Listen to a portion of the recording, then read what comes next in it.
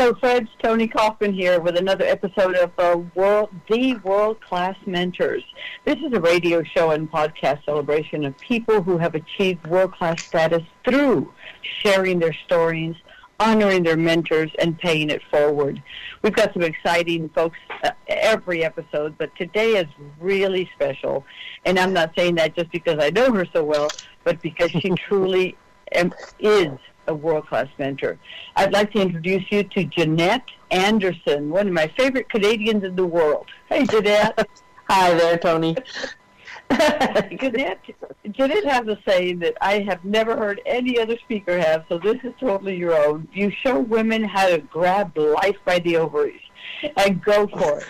Her business is called Bodacity. It's committed to practically supporting women in creating bold businesses and bold lives that give them the freedom they want on their terms. How did you start doing that, Jannette?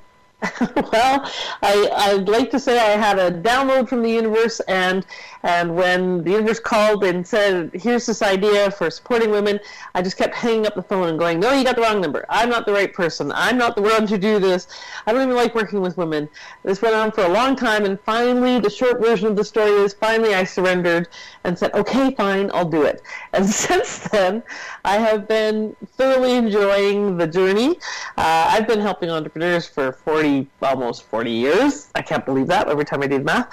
And I'm just really focusing in on women now because I actually think that to shift our world from fear to love, we need a whole bunch of women a lot happier. So they need to be doing what they love. And I was very patient because this went on for 7 years. So I'm surprised that they hung in there. Well, you know, Jannette, the number one thing that I've always noticed about you that I respect in its entirety is your ability to, when someone's talking to you and either they don't have the clarity, they don't have their vision, their message, I mean, it's not there yet, you have this inordinate ability to just say one sentence and shoot between the eyes. And you compile all of their words and sentences and paragraphs and useless text into their mission, and you just spew it out naturally. And the one thing I always hear people say is, "Wait a minute, I need to write that down. Can you repeat that?" Yes, I do get that a lot, actually. I have been called the why whisperer because I hear people's why that matters to them, and why they're doing what they love, what that is. There you go. It's in line after the other two that I'm working on, but yes. Well, Jannette, you currently are working with Jay Fassett, right, who has been on our show. He was one of the first people on the show as we launched it last month. Talk about a bundle of energy. How do you contain Mr. Energy and get... You don't, Tony. You don't try and contain it. You just try and get out of the way of it sometimes. But, it's been a pleasure and a joy to work with Jay over the years. We took our facilitator development training together almost 30 years ago, have worked together off and on in various different capacities for a long time. He is, speaking of world-class mentors, one of the people who I consider to be one of my mentors. And one of the things that's really interesting, we have mentors who mentor us in an area, but we perhaps mentor them in another. So Jay and I work really well together in terms of bringing our strengths together to support his tribe of people who are building masterminds. And I bring my strengths to that, including creating content and community and connections, and he brings his expertise to that. So he's my mentor when I want to look at business growth, when I want to look at ways to leverage, when I want to look at how do I get to that next level in my business that he's at. And we also have, in addition to working together, our friends. So that's a great way to put it. I love when you say that that you have 30 years of personal development, facilitation, and coaching, but you're great at getting the 4 inches between your ears working so your business can work. Yeah. Sounds to me like you're telling us to get out of our own way. It's not that we don't know what to do in many cases, it's that we don't do what we know. And that's often because we've got all sorts of considerations and voices in our head and so on, which is why it's so important to have people who can see us, because, you know, I suffer with this as well, is the answer is right on the end of my nose, which is why it's so valuable to have coaches and mentors and people who just love us and can see us and can see what's on the end of our nose when we can't. One of your favorite things is you provide a contrarian kick in the context perspective. Yep. You say you do that while holding your heart and hand as you become a hero in your own story. Jannette, I think that's one of my favorite lines of all time. So, yeah, I love the kick in the context. You want to give me a couple of examples? Well, I think a lot of times we see ourselves through old eyes, and we sometimes have people in our lives that see us through old eyes. And what I mean by that is they see us as who we have been. So that kick in the context could take a lot of forms. Sometimes it's something as simple as, in fact, this morning I had a conversation with a client who was talking about doing an event and doing it for free. And my comment to her was, why would you do that to your people? Why would you consciously not charge them and put them in a position of getting less value? Because we know from statistics that people who don't invest in something that they're learning don't get as much value. When they invest, they get more value. That's a different way of looking at it when a lot of people are saying, well, give something for free, you're giving value. Nope, in many cases, you're taking the value away from them. So it's things like really taking a look at what's true, and is the standard stuff we assume true? And if it's not, what does work? So that kick in the context can be something tactical and practical like that. And a lot of times, really what it is the bottom line version of working with people's internal stuff that's going on. And those are almost always some version of not enough, which is just a story and a lie. So a lot of what I work with people on is getting through that story of I'm not enough, I'm not smart enough, I don't have enough training, I don't have enough experience, I'm just some version of not enough. So the kick in the context might be some way of doing business differently, but a lot of times it's just getting past our own stories.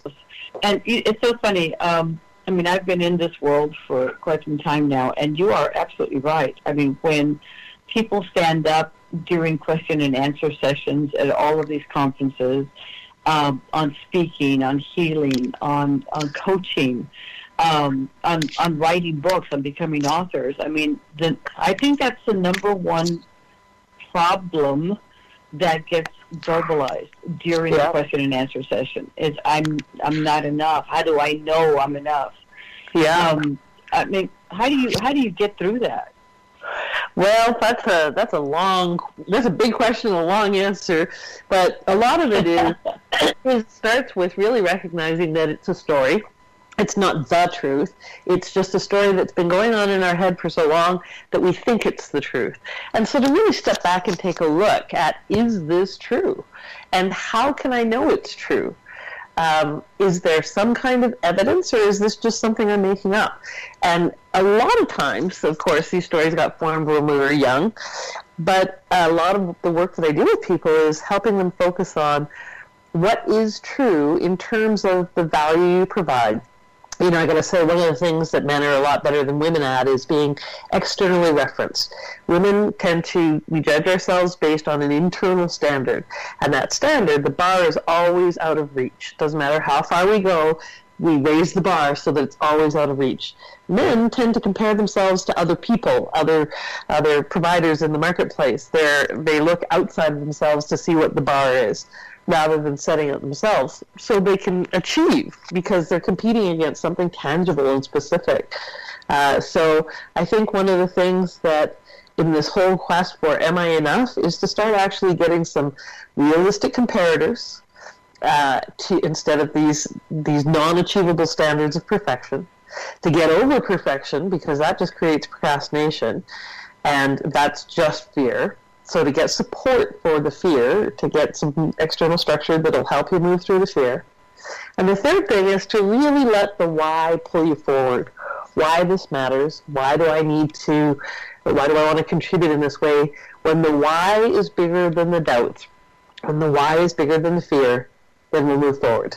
When it's not, then the fear wins.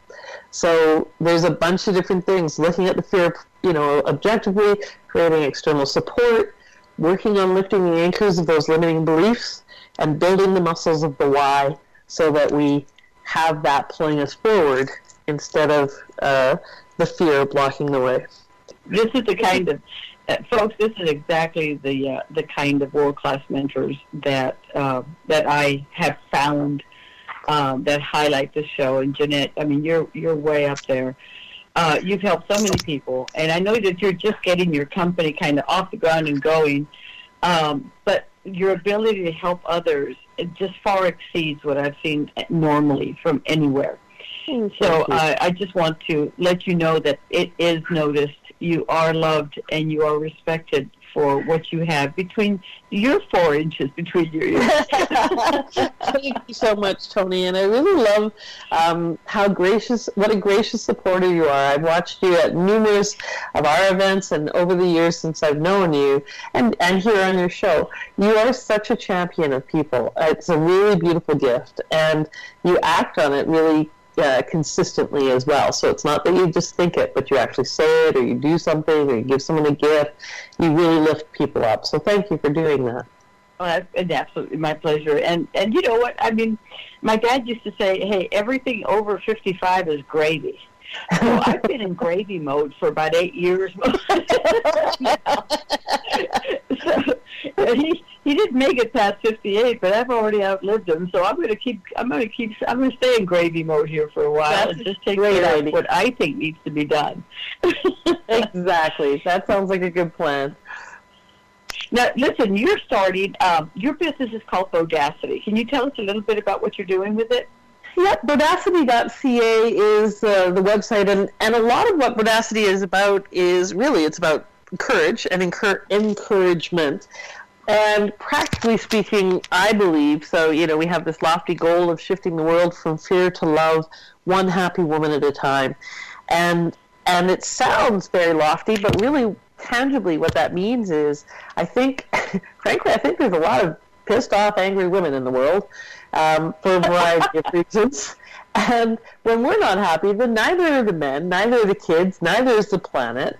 When we're not home with ourselves, with our heart, with who we need to be and want to be in the world, then we get disconnected from our bodies, from being in joy or having enjoyment in our life.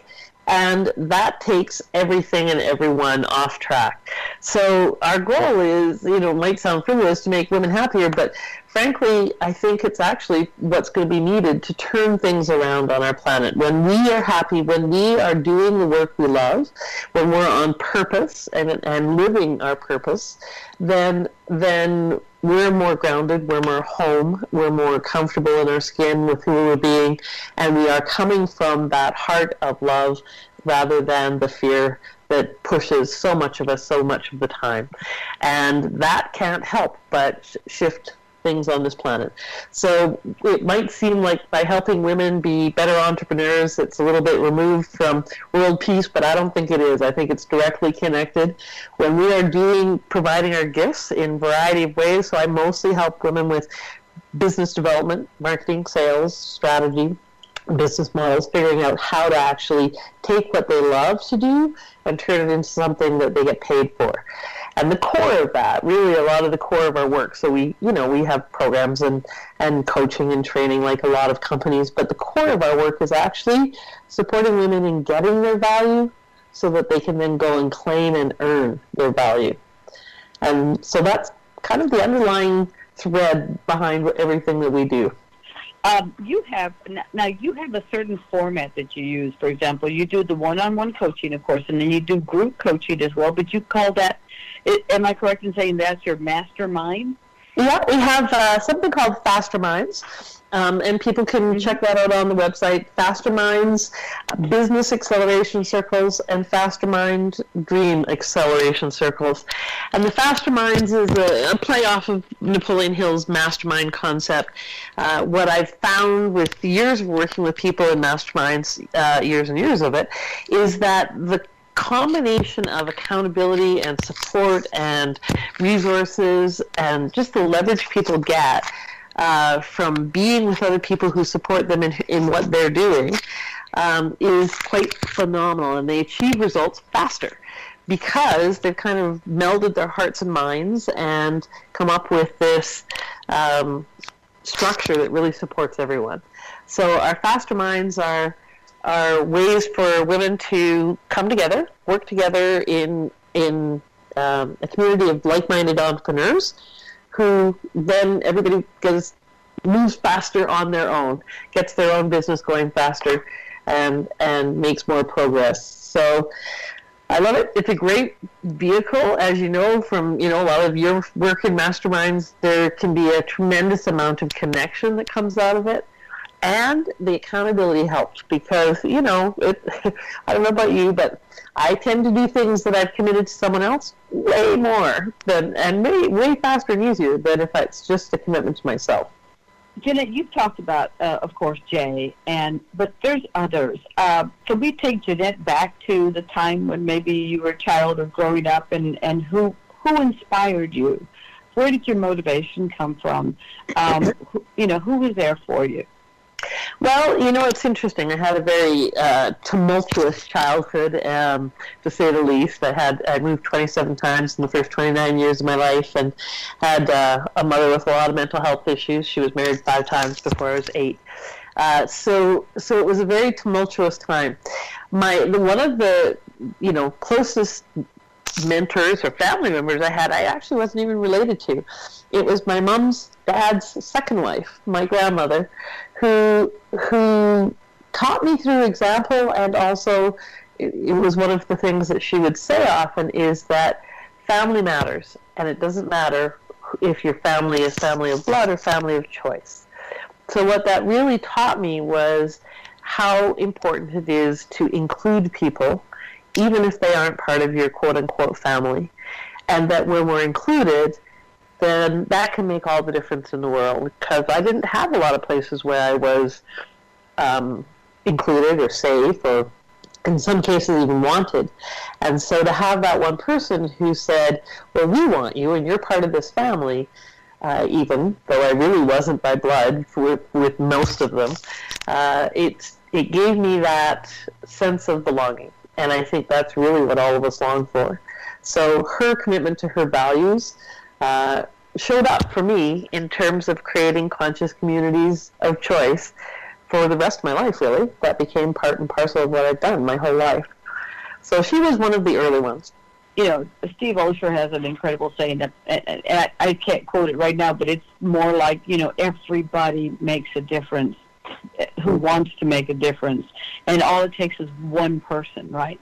Yeah. To change the future of countless others. And that was an excellent story, because somebody stood up and said, you're here, you're in. Yeah. And that's something that, gosh, it's dramatic, it's important, and it's inspirational. Thank you so much for sharing that. And you know what, I see that back over in you, because you do that, and you make sure that people feel welcomed and as part of a community. I mean, that's your greatest strength when you lead, for example, the elite programs that you're in charge of. You have some activities that I think are really cool that I've never seen anywhere else. For example, something as simple as starting a meeting with a 2-word check-in. Do you want to tell us a little bit about what that's about? Sure. It's a technique that we used in and learned in the personal development course training that Jay and I took, called Personal Best. It used to be Lifespring. And it's just a simple, quick way for a facilitator of a group to get a read on the room, to get some information about where people are at, to have people also be really present with themselves by just having to tune in and select 2 words that describe their right now experience, physically, emotionally, mentally, whatever that might be, then they have to actually be present to themselves in this moment, because most of the time we're always thinking about what we have to do or what we just did or where we need to be, anything but being present in the moment. So we just ask them to give us 2 words that describe their right now experience, and that brings them present, gives us information about where they're at so that we can follow up or check in if we need to, and we kind of get a sense of the theme in the room, what's the energy level like, etc. So it's a simple, quick little facilitation tip that anybody can use in any meeting. I've used it in business meetings, I've used it in board retreats, I've used it in personal growth workshops, I've used it everywhere. So because it's not too scary or invasive, and so it's a great little icebreaker too. Well, and it's so cute because especially with the crowd that's like me, the ADD crowd, where we're always getting interrupted. Yep. Somebody quoted, I think, that the last meeting that you and I were at, that the human race has officially become as able to focus as much as a goldfish. I mean, I think we've achieved 7.2 seconds before our mind says, "Whoa," and we just move somewhere else. So it's so funny because I remember when I was a kid, laughing about the fact that a goldfish can swim to the end of the bowl and go, "Hey, I've never been here before," and he turns around and swims the other way.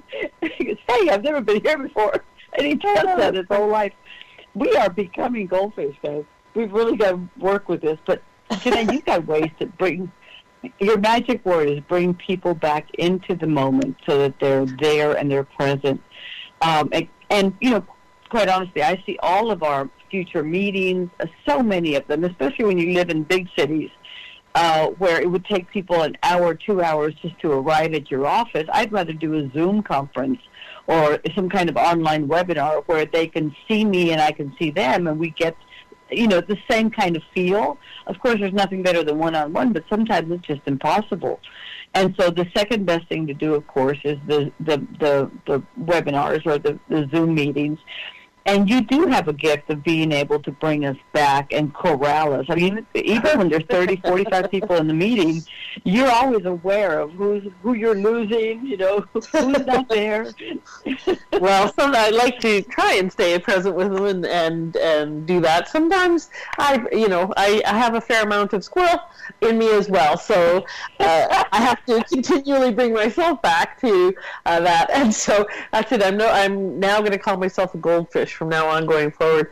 And I do think that it is one of those gifts that a lot of people crave, is to be seen, be heard, and to be present, so that they can be seen and heard, and to just have someone care enough to check in with them. Like you said, sometimes it's as simple as just simply saying, "How are you?" in a way that you actually care what they say, as opposed to "How are you?" "Fine, great, okay, bye." It's not really, we're not really asking in that case. And I think that's what a lot of really good mentors do for us, is they just care enough to check in, and they, in some way, shape, or form, convey that we matter. And really, when it comes right down to it, that's the thing that all of us want the most, is to matter. I think the Goldfish Chronicles would be a great book. Oh, I was just taking a sip of something. I almost spewed on that. That's funny. I love it. I'm writing that title down.